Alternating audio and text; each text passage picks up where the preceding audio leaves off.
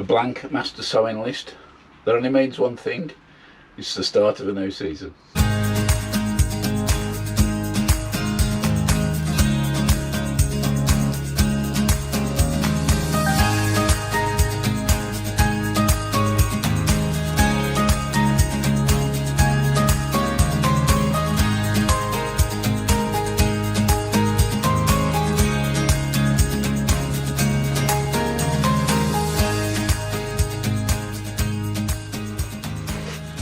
Well, the first ones, as usual, are going to be off with the seed onions. I've got my seeds here and also a list. This year I'm changing the quantities I'm doing. For the seeds I'll be doing Robinson's Mammoth, Kelsae, Rose of Roscoff, Mammoth Red and Toughball. That might seem a lot, but I'm only going to be probably sowing 10, 15 of each, and out of those I'll probably maybe do 8 to 10 and the rest I'll pass on. It's a bit cold this morning. In fact, I don't know whether you can make out, we've got some snow flurries coming down. The overnight temperature was around about -3, and I think now it's about 2 degrees, but that's not going to stop us. This here is my worm compost. I've used this now, I think it's the 3rd or 4th year, where I dry it out as best as I can, run it through the sieve, and then I've added vermiculite as a bit of drainage, nothing else. I might put a bit of sand in, although it does look fairly drainage at the moment. And I've left it in here overnight, but that's done it now good because it's still freezing in there. I'm going to be sowing my onions in these Agroland plug plant trainers. I'll probably do a variety in each one. There's 7 in there. Maybe that's enough, I don't know. Last year I grew far too many big onions, and as a result they didn't store too well. I've left them in the shed in the cold now, but I don't know if it's air circulation or what, but I had like a lot of white rot come on when I come to harvest, quite a few, and consequently they ended up in the bin. So I'll be growing smaller, the Toughball, what they call the 8-ounce 250 gram onions. I'll be growing more of them because they do keep well. The few that I grew last year, them still rock solid, and I think that might be the way forward for me. Anyway, I'm going to get some compost in here and then we can start sowing the seeds.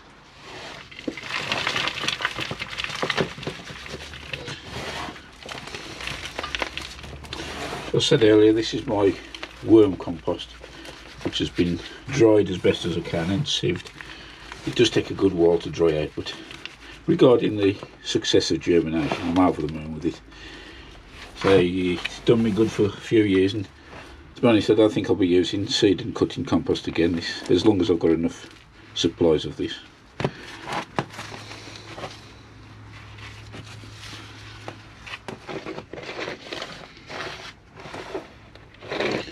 I've just levelled that off with my little wooden tamper.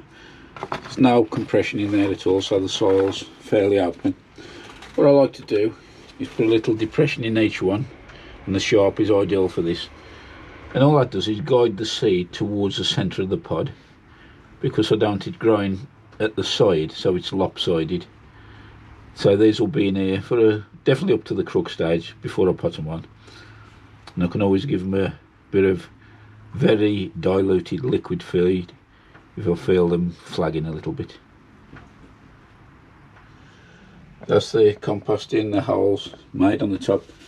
I do always number the front of these little plug plant trainers, makes it tracking the seeds so much easier, and I'll never mix a different seed variety on the same row.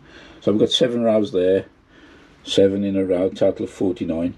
And of course number 1 is always the Kelsae onion for me, so let's get those underway.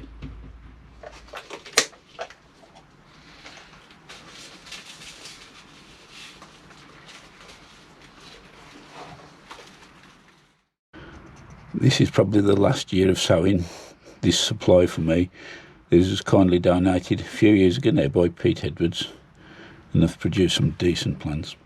But they've noticed though there's Kelsae seeds starting to appear from the suppliers. I know Medwin's been doing it for 1 or 2 years, and this year for the first time I see DT Brown, they've got actual seed. They have done plug plants in the past. I've had 1 or 2 of them and they've done quite well, but they've actually advertising seed, so hopefully it'll be making a full return to the market with more seed sowers and suppliers in the future. So here's the first entry for this year, Kelsae, and I put it on Kelsae onion, and it becomes, this there is an indicator, it's number 1 on the plug plant trainer, and it's row 1.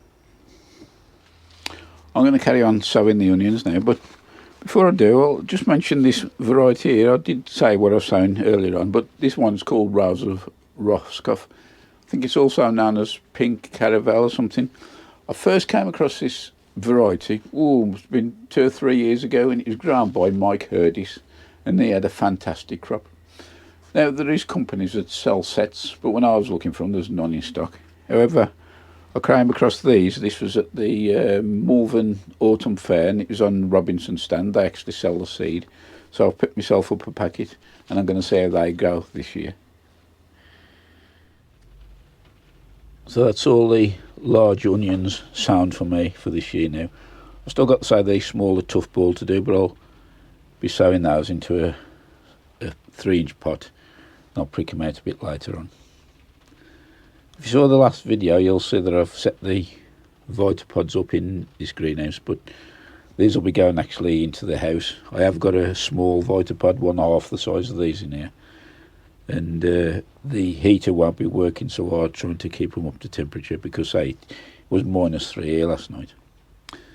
I have done a in detailed video of how I actually grow my onions, and if you've not seen that, I'll put a link up on the screen, and also in the show notes there'll be a link there to show you.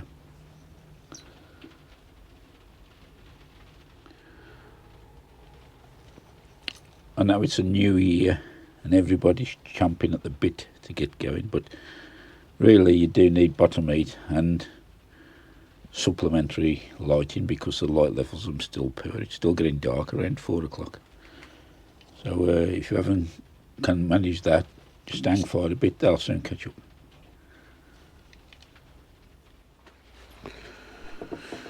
Right, just pop the lid on that now, that's ready to go indoors. So we've got the first 7 entries into the master sowing list. If you haven't seen this before, I've done another video of this, how I catalogue my seeds and my labelling system, and this does help quite a lot when you're trying to fetch something out. There's another question asked, how do I actually track them? I use a little spreadsheet, and rather than try and explain it, I'll produce another video, and it does let you categorise, sort and everything. It's very, very useful, especially if you're trying to reorder or do successional sowing. Anyway, that's a video for the future. These are the Toughball seeds, and if you're not sure if the camera will show it up, there's a different colour. These are actually blue. And what it is, it's a coating called Therum, and I think it's an anti-fungal thing. It's always wise to wear gloves when touching anything like this, and wash your hands thoroughly after. So these are the smaller onions, and they do keep a lot better than the big ones, so I'll probably be growing a few more of these sowing a bit later on. The other thing I'll be growing more of is what we call the banana shallots. There's a brune, and also the red version called Long Red Florence. They are tremendous keepers, so I'll probably grow those more than any other varieties for this season.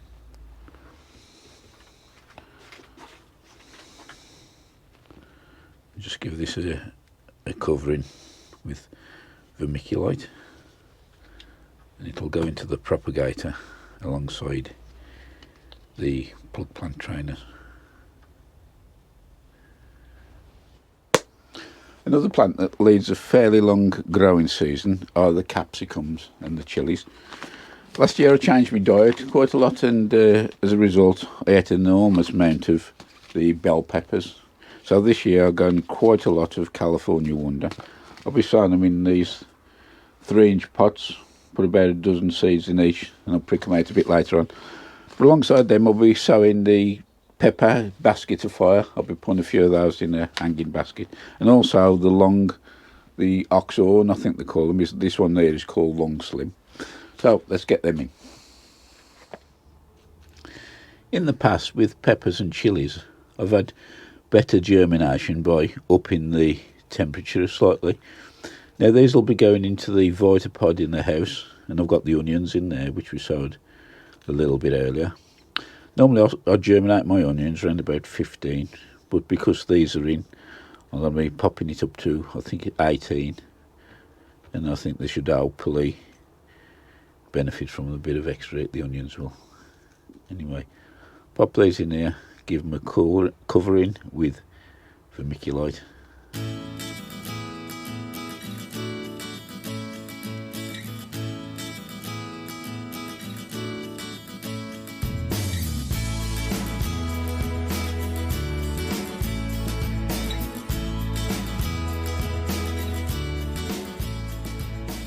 Lots of fair bit of sowing done for the first session of the year.